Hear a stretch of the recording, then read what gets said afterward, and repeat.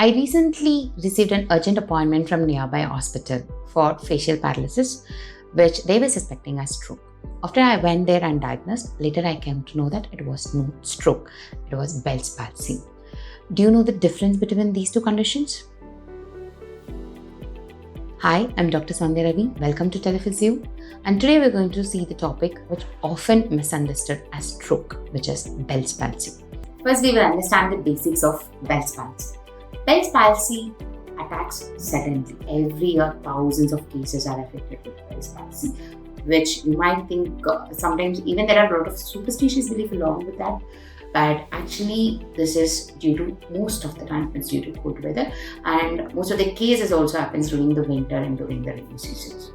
Commonly, the virus which can affect us is simplex, so it's very common. This condition can be triggered as during the winter months. And speaking of cold weather and Bell's palsy, until now, if you find this information is really useful, please subscribe our channel and also share this with whom you feel this information is really helpful for them. Now let's talk about recognizing whether you're having Bell's palsy or not. It always affects one side of the face, and very common symptoms what you can see when you're affected with Bell's palsy is you can't close your eyes. That is one thing. And you'll be having excessive tearing. That is like there will be tears often falling out without no reason. And the next one is there will be drooping of one side of the face. That is because of the weakness of fascia, the one side of this face. Example, if my left is affected, automatically you can see like this one is kind of drooping, and this side because the muscles are tight because of the nerve is getting supplied there. But here there is the nerve is there, but the stimulation what it have to come from the nerve, it's getting completely affected.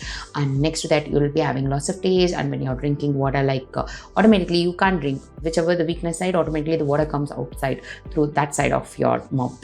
So all these are how you can recognize whether it's Bell's palsy or not. And most of the time, they often think this does stroke, and they go to the hospital to check it. And that comes to our next point, and how we can differentiate it from stroke. When we speak medically, the difference between stroke and Bell's palsy is mostly in stroke, it is the blood supply to the brain is getting affected. So, example, if blood supply to the right side, if it is affected, the left side of the person's body, that might be face, it might be the upper arm, it might be the legs, and these will get weakened. But when it comes to Bell's palsy, it is completely different. It is because of compression of the nerve due to cold weather. The virus is getting infected and it goes and compresses. So there is a complete cut. There is the signals between the nerve and the muscle is getting completely cut off. So that is the reason there is numbness, the facial muscle which have to work due to the supply of this facial nerve is not working right. It's crucial to differentiate stroke and Bell's palsy. Both the treatments are completely different. And when it comes to stroke, the most common is limb weakness. Okay, so that they may have difficulty in lifting their arm, like walking, all those things might be affected. But in facial palsy, it is only facial numbness and only it affects the face. And stroke needs an emergency medical attention, because as much as the blood supply to the brain is getting affected, the more and more symptoms can be seen to the patient. But when it comes to Bell's palsy, even though it is important, but it is not as emergency as stroke. People who are affected with Bell's palsy, it is very difficult to cope with their day-to-day activities, but very effective treatment when it comes to Bell's palsy is physiotherapy. And in case if you have identified the Bell's palsy condition within 48 hours of time, if you have gone to the doctor, sometimes the steroid injections may also help, but after 48 hours, there is no other option other than physiotherapy.